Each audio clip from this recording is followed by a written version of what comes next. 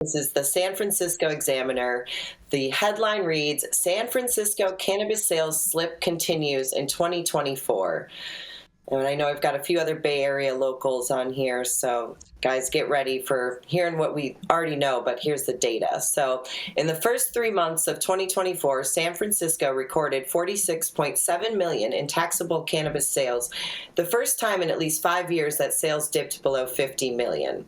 This represents a 5.6 million decrease from the previous quarter and a 7.1 million less than the same last year. The latest numbers, courtesy of the California Department of Tax and Fee Administration, mark a 35% decline since the peak in sales in mid-2021.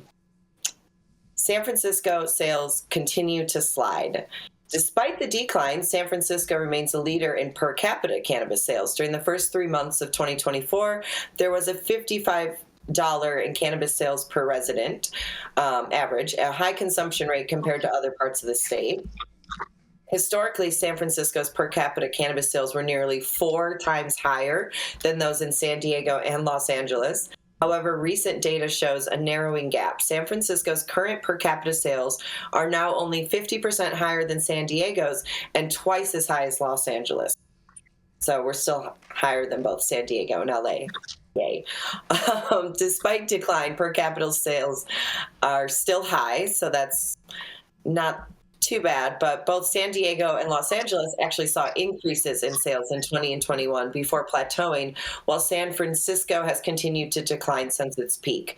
This decline in San Francisco's taxable cannabis sales comes as daily marijuana use among Americans has become more common than daily alcohol use, according to recent research. And that's the end of the story by Evan Wylage. I really look forward to hearing what my brothers think of this. As, like I said, we've got locals here who've been experiencing it, as well as, Rico and Jason, you're in LA. You're only, buying or smoking 50% more than us. And at the same time, this is at a time when Americans are supposed to be smoking more than ever. So where are those sales going? I think we all know that answer. The trap. The trap. But yeah, what do you guys think of this? I mean, let's hear it. They want to charge such high taxes out there to be able to purchase and buy and just live in general. Not to mention they're not fighting any crime, so that you have so many people that are making this mass exodus out of San Francisco.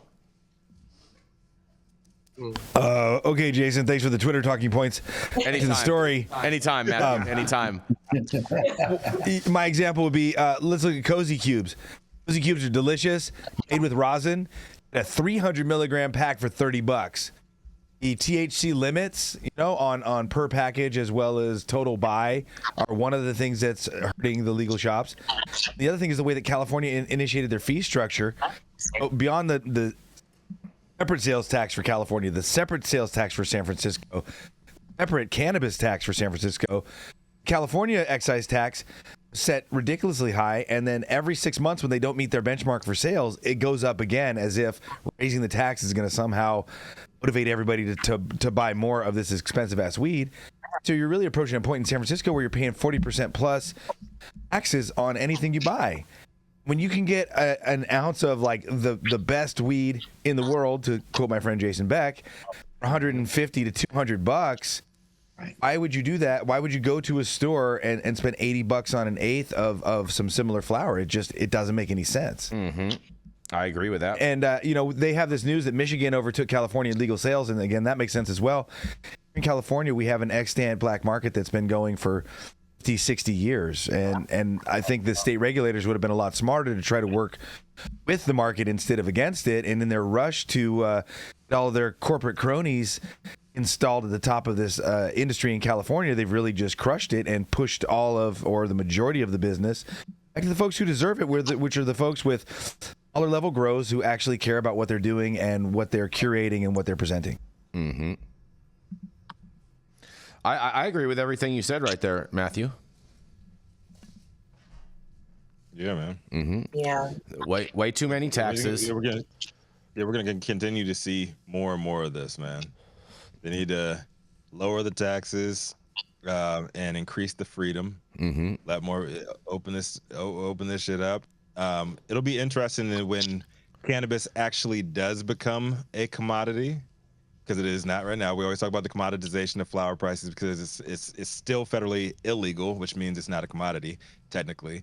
To see what pricing actually looks like and see if any of this will be corrected. But I don't know, man.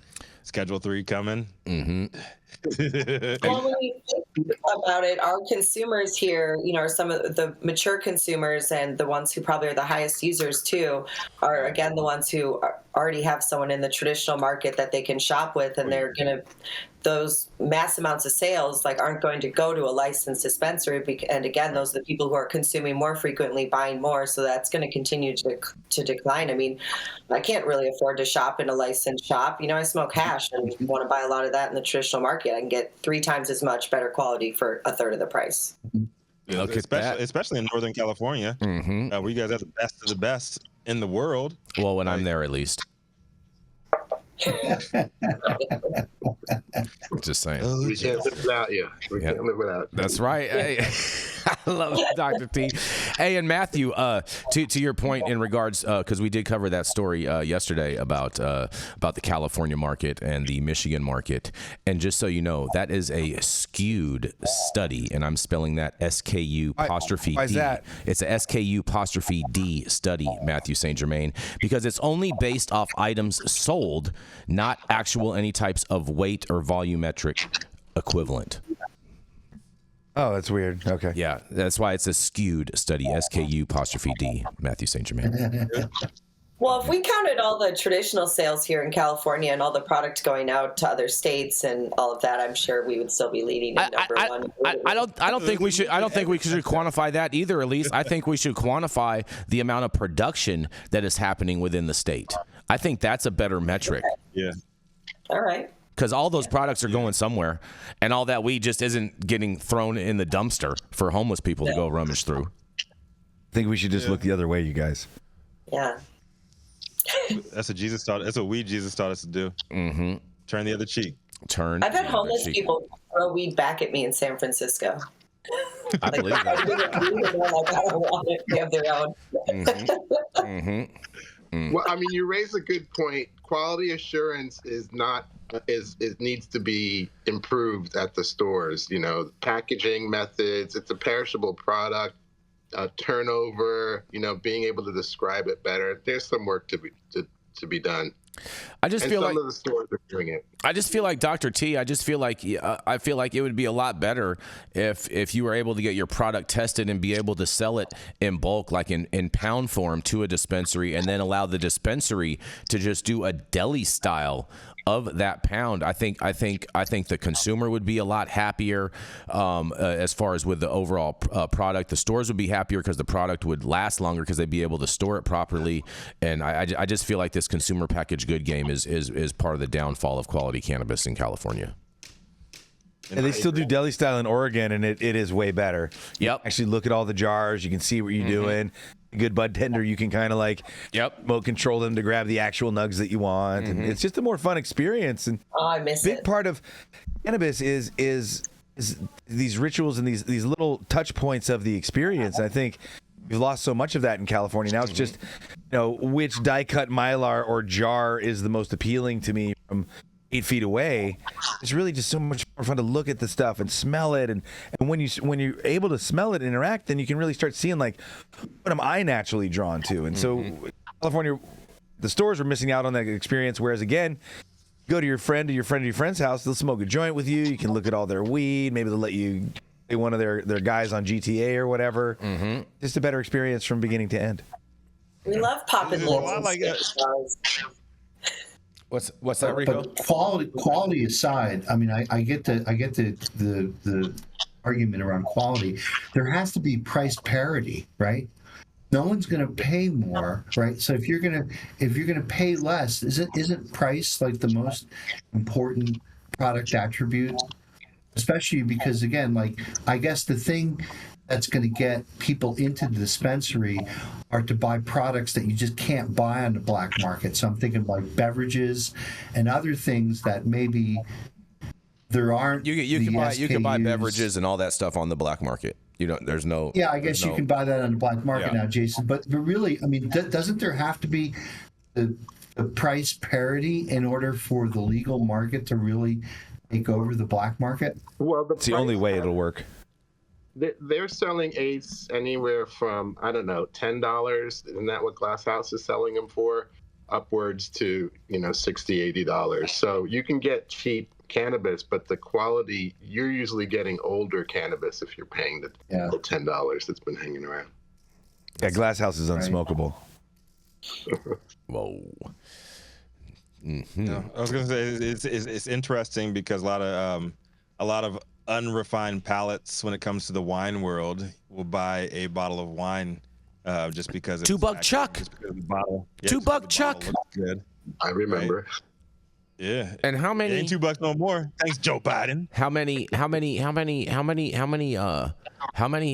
housewives keep that box of wine in their refrigerator? Ugh. I mean, I've gone to tons of houses and seen boxes of wine in the fridge in my day. Who are you hanging out with, man? I've never seen that. I grew up in a trailer park. Elise. I mean, come on. Okay. I'm sorry. I didn't know that. Easy there. It's not a house, Jason. That's right. It's a home, Rico. I used to put box wine in beer bongs and just chug that shit. Yeah, I feel you. I mean, people love White Claw, and I would never touch it. I call that the distillate of, alcoholic beverages. It's a very fair point. I would never touch a White Claw either, but I know a ton of females that love White Claw that just love those things.